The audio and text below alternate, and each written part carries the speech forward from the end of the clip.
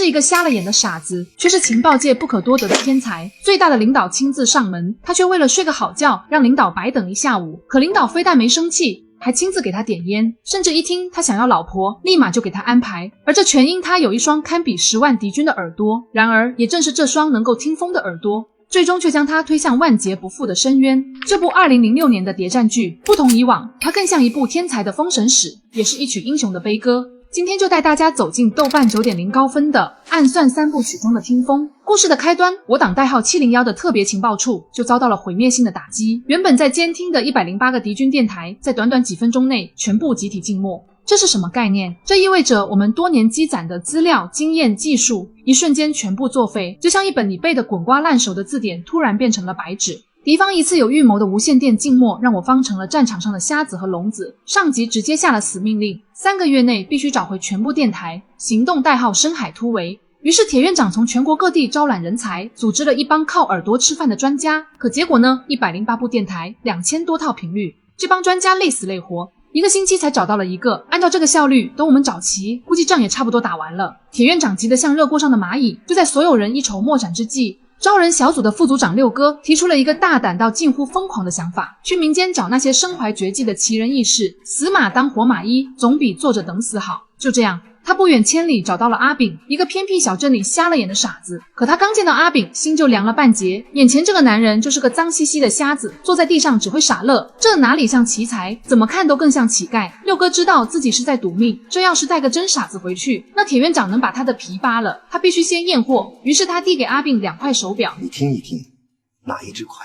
安同志这个快，但快的不多，一天也不会超过1分钟。阿炳的表现让六哥的脑子嗡的一声。这一刻他知道他赌对了，阿炳就是他要找的人。于是他立马将人带到了701，只是人刚到就差点没吓死六哥。基地里2个大领导为了见他，足足等了1下午。还好不是他故意摆谱，是因为一路上的引擎声太吵，震得他耳朵疼无法入睡，现在正在屋里补觉。这一看就是个耳朵好使的主，领导也愿意等。可好不容易等到见面，阿炳却语出惊人，张口就说铁院长肺不好，是个老烟鬼，又说张主任是个大舌头，心软但成不了大事。铁院长当场脸就挂不住了，把六哥拖到走廊，压着嗓子骂：你给我弄个什么人来？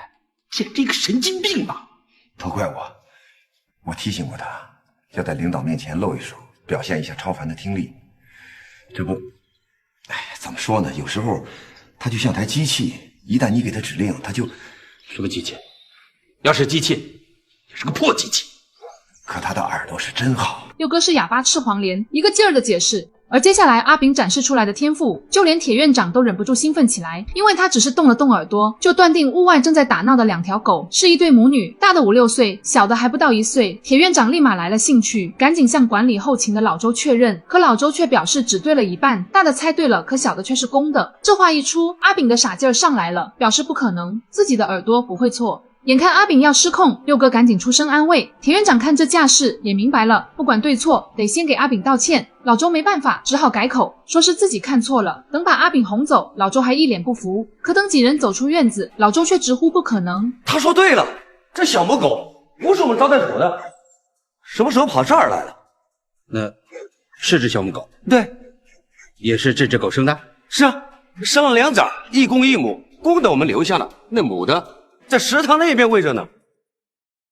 哈哈，这一下铁院长激动得差点跳起来，立刻下令按照最高干部的级别招待阿炳。但他也清楚能辨别公母狗，打不跑敌人，他需要的是一个能在电波海洋里捞针的听风者。于是他立马拍板，要给阿炳上考验。他让技术部门准备了20种电波信号，这可不是闹着玩的，每一种信号的滴滴答答差别比头发丝还细。经验丰富的监听员来听都得蒙圈。六哥一听这测试内容，头都大了。阿炳虽然是听力天才，但心智只有7、8岁，现在连电波是什么都不知道。上这个难度，万一把他考崩了，自信心一没，这人就废了。据说他是听力上有天才，而且是能够帮助我们701摆脱困境的人，对不对？对。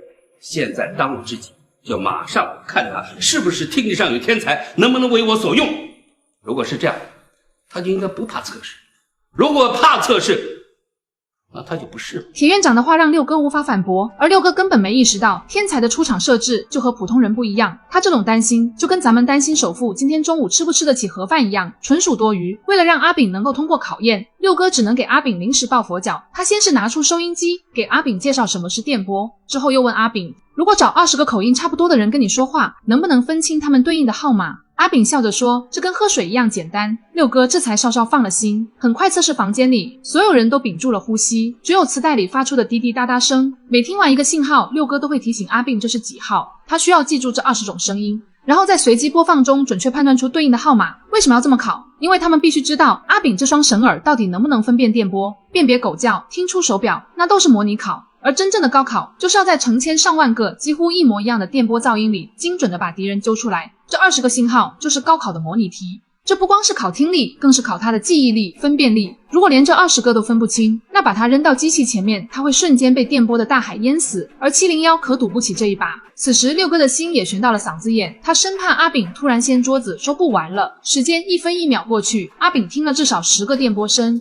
可此时的铁院长这个老狐狸却临时加题，他让工作人员将之前播放过的声音重新换上去。可刚开始播放不到3秒，阿炳就立刻喊停。这不是新的，这是3号电波。这下六哥算是松了半口气，而在场众人看向阿炳的眼神也从怀疑开始变成震惊。很快20种电波全部听完，接下来便是最关键的答题环节。所有人大气都不敢喘，而相比之下，阿炳反而是最放松的，嘴里惬意地叼着华子。而工作人员刚按下播放不到3秒，他便说出了对应的编号14号。当阿炳风轻云淡地说出最难分辨的14号电波时，整个房间瞬间沸腾。面对敌人的静默行动，深海突围的利刃终于找到了。接下来的训练更是离谱，普通人要花8个月才能上岗，而阿炳不到3天就把所有课程全学会了。铁院长不信邪，搞实战模拟。发报员发了一长串数字，阿炳躺在椅子上跟睡着了一样。可等声音一停，阿炳却把所发的32个数字一个不差全背了出来。铁院长激动地抓住阿炳的肩膀。很快阿炳这个神人正式上岗。可当阿炳真正戴上耳机坐在机器面前时，六哥还是不放心，模拟终究是模拟，可实战却是在真正的电波大海中寻找细针。当阿炳戴上耳机的那一刻，周围的专家全都屏住了呼吸，生怕打扰他。可接下来阿炳的举动却让所有专家都想辞职。他竟然嫌速度太慢，一把抢过摇杆，自己开始手动加速。铁院长一看脸都绿了，这简直就是胡闹。可他刚要骂人，阿炳大喊一声找到了，在场的人没人敢信，这简直就是天方夜谭。局里一帮专家忙活半个月，连根毛都没捞着，你这快进了几分钟就说找到了，这谁敢信？可破译的结果却证实阿炳是对的，这正是敌军在大阴山的电台之一，现场也随着结果彻底沸腾了。阿炳的封神之路正式开启。就那一个晚上，阿炳一个人找到了3部电台，52套频率，这是什么概念？这是在场所有专家1个月的工作量总和。六哥看着手里还夹着华子，人却已经累趴下的阿炳，心里五味杂陈，小心翼翼地把他背回了宿舍。从那天起，侦听室成了阿炳的家。他一天16个小时像是焊在了椅子上，连睡觉都戴着耳机，而他的战绩每天都在刷新记录。最多的一天，他揪出了5部电台，82套频率，他成了701的宝贝。可这份战绩在第35天戛然而止，阿炳突然不干了。六哥以为他累了，想劝他休息，可阿炳却把耳机一摘，斩钉截铁地表示海里已经没针了，全找完了。这下铁院长又急了，档案里是108部，这才86部，还剩下22部，而且还都是敌人的王牌电台，一边是铁的资料，一边是天才的耳朵，这怎么办？全员开会吵翻了天，最后所有人得出一个毛骨悚然的结论，或许阿炳的耳朵没有错，他听不到，只有一种可能，敌人突如其来的静默。只是为了暗度陈仓，剩下的22部电台肯定换了发报设备，而阿炳对这个新声音不熟悉，所以没发现。而铁院长本想让阿炳去听那些新声音，可阿炳的傻脾气上来了，铁院长都得低三下四，亲自给他点烟，生怕他再闹情绪。结果他还是一心只想回家，无奈的六哥只能放大招，连夜派人把他妈接到了镇上，在电话里老太太一顿哄，这才把阿炳这个宝贝留在了701。但问题是，怎么才能找到那些他从未听过的声音呢？很快一个大胆的想法诞生，敌人能换设备，但换不了人，就像炒菜，锅能换，厨子的手艺换不了。说话有口音，发报也一样，每个发报员的手法都有独一无二的指纹，有人发报急，有人发报慢，还有人发0的时候，大声就是比别人重，这就是他们藏不住的手法，指纹。于是六哥立刻抱来了上百份旧的录音带，全都是过去敌台的发报录音。阿炳的新任务就是去听、去分析、去认人，记住这每一个厨子的手艺。可其实六哥心里直打鼓，这玩意儿听起来就难，做起来比登天还难。可阿炳戴上了耳机，整整1天1夜。第二天六哥来的时候，阿炳已经回去睡觉了。六哥还担心阿炳自信心受挫，结果杨教员给他的名单让六哥当场石化。阿炳不仅全听完了，还分析出了79名发报员。而且他还把每个人的特征全都口述了下来。六哥看着这本发报员黑名单，手都在抖。他立刻把名单交给了铁院长，可把老狐狸激动坏了。天才啊！简直是不可思议！那么多的报员，无一幸免的都被阿炳抓住了。当晚就安排阿炳上机，可还没开始多久，阿炳就摘下耳机。这样不行，还好多空着没有听的，你再转一台机器吧。这话换成别人说，估计都得被锤个半死。可话是阿炳说的，机器立马被安排上来。此时阿炳在众人的注视下一心二用。突然阿炳叫停了放报员，他找到了对方的33号发报员，每次发哒的声时都特别重。可旁边的周科长听后却表示怀疑，脸部太怪，而且太老了，都老掉牙了，像老鸭子呱呱的叫声。敌人绝对不会用这种淘汰的东西作为高层的联络通讯设备。不会错的，就是33号。是不是真的破译后就知道？而当六哥接完破译处的电话后，那忍不住发抖的手已经证明了一切。他回到机房，在所有人的注视下颤抖着开口，是。所有人再次欢呼，阿炳又一次创造了奇迹。3天后，他将剩余的22部电台全部找齐。而阿炳这个骑兵是敌军根本没有预料到的。根据截获的情报，躲在大阴山的10万名敌人被尽数摧毁。而阿炳在此次战役中立下了1等功，组织特地将他的母亲接到基地，母子团聚。然而看着成为英雄的儿子，母亲却心事重重。他向组织提出了一个请求，那便是给阿炳找个老婆。也正是这个请求，让阿炳的人生发生了天翻地覆的转变。此时的阿炳在外人眼里可不再是个傻子，而是一个香饽饽。不少人想把女儿嫁给英雄，要是能成，简直就是祖坟冒光。可第一次相亲并不太顺利，而原因谁都没有想到。炳啊，你怎么会不喜欢他呢？他长得不赖啊，而且皮肤很白。我只能听声音，我听出来他心肠很硬。我妈说我要娶个心肠好的人，心肠硬的人我不能要，我是个瞎子。要伺候我的心肠硬的人肯定不愿意伺候我。他心肠硬你都能听得出来？我听他的声音跟黄金鸟一样，又尖又亮。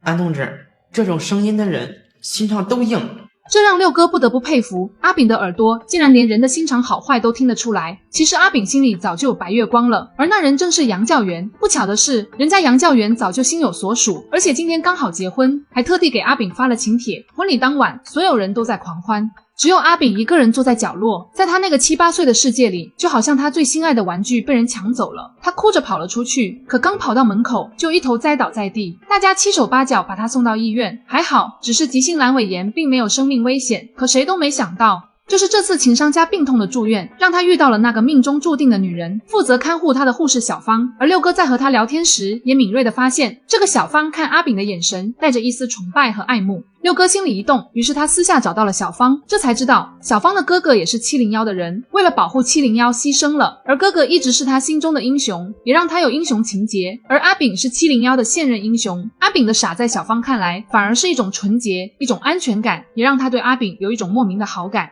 六哥看准了这一点，忐忑地替阿炳说了媒，他生怕小芳会嫌弃阿炳的傻，那将再次杀死阿炳。可让人没想到的是，小芳想都没想，二话不说就答应了。阿炳听到消息乐疯了，当天就想出院结婚。等阿炳商议好，组织立刻给他们办了一场盛大的婚礼。此时的阿炳深夜爱情双丰收，是他人生中最幸福的时光。他成了701的太子爷，每天除了工作就是翘着二郎腿，抽着华子，听着战士的比武，或者每天晚上趴在妻子小芳的肚子上，期待着他的小阿炳。可他不知道的是，这个孩子即将成为他的催命符。一天晚上，阿炳像往常一样趴在妻子肚子上，突然他激动的直接跪下给妻子磕头。他听到了妻子怀孕了，而且一定是个儿子。这个好消息让他欣喜若狂，可小芳脸上却闪过一丝忧愁。阿炳沉浸在幸福中，根本没有在意。在妻子怀孕的日子里，他每天都会折一只千纸鹤，为孩子祈福，一直折到了孩子出生的那天。随着最后一只千纸鹤折好，产房里传来了一声响亮的婴儿哭声。可原本在门外焦急等待的阿炳，此刻脸上的笑容却瞬间凝固，他的手开始发抖，紧接着便当场晕了过去。众人以为他是太过高兴，连忙将他喊醒，可醒来的阿炳却吵着说自己头疼，失魂落魄地回了家。当晚他彻夜难眠，第二天一早，他支开身边的人，独自来到电话室，拿起听筒就撕心裂肺地喊着：妈，妈，我想跟你说话。可他不知道电话的原理，不管怎么喊都听不到妈妈的声音。在情急和绝望之下，他触碰到了裸露的电线，以一种最荒诞、最令人心碎的方式，结束了自己传奇又悲惨的一生。等六哥出差回来，看到了只有阿炳的遗像，而当他在替阿炳收拾遗物时，从阿炳的录音机里却发现了那个残酷的真相。原来阿炳在孩子出生的那一刻，就凭借他那神一般的耳朵，从那声哭声中听出这个孩子不是他的。而在他们的老家有一个致命的习俗，如果妻子生了百跌种，那他就只有一条路可走，那就是死。得知真相的六哥怒火攻心，但他没有把事实公之于众，他只告诉了铁院长，两人都无比的震怒，可却依旧保持着理智。如果公之于众，无论是对阿炳个人还是对701，影响都是巨大的，他们唯一的选择就是将错就错。这样，先处理姓李的，什么理由我都不说，就是把他给处理，让他自己心里明白，自己咬碎牙，自己的肚子里背走。那林小芳呢？让他苟且偷安？不行，他逃脱不了命运的惩罚。当晚孩子的生父就被赶出了701，而小芳是哭着找到六哥的。他跪在地上，话都说不连贯，没人比他更清楚阿炳的世界有多单纯。他心智只有7、8岁，根本不懂男女之事，总以为抱抱老婆贴贴肚子就能有孩子。可时间一久没动静，却吵着要休了他，只会说别人都有娃，就我没有，我是傻子，连娃都不会生。小芳看着他纯真又委屈的脸，一边是对英雄的崇拜与愧疚，一边是怕被抛弃的恐慌，再加上自己好面子，一时糊涂才走上了歪路。六哥看着跪地忏悔的小芳，心里只有无尽的后悔。他后悔当初为什么要把阿炳带出那个单纯的小镇。阿炳看到了外面的繁华，也听到了外面的肮脏。第二天，小芳在愧疚中选择了投河自尽。那个无辜的孩子最终被六哥收养。几年后，六哥还是把孩子送还给了他的生父，而阿炳的故事也到此结束了。在豆瓣上，有网友这样评论这个故事：阿炳的一生就像一朵绚烂的烟花，在最璀璨的时刻轰然熄灭，化为灰烬。他的悲剧在于，他能听懂世界上所有的声音，却唯独听不懂人心的复杂。他被六哥从凡间一手拖上神坛，组织给了他一副耳机，让他去听清这个世界。可所有人都忘了，他只是一个心智只有7、8岁的孩子。他们教会了他如何使用神力，却没有教会他如何去面对人心。他的耳朵能听见风，听见雨，听见108部电台，但他听不懂为什么他心爱的玩具会被别人抢走，也听不懂为什么那个发誓爱他的女人会背叛他。他那双能分辨世间万物的耳朵，最终也没能帮他过滤掉那一声足以杀死他的哭声。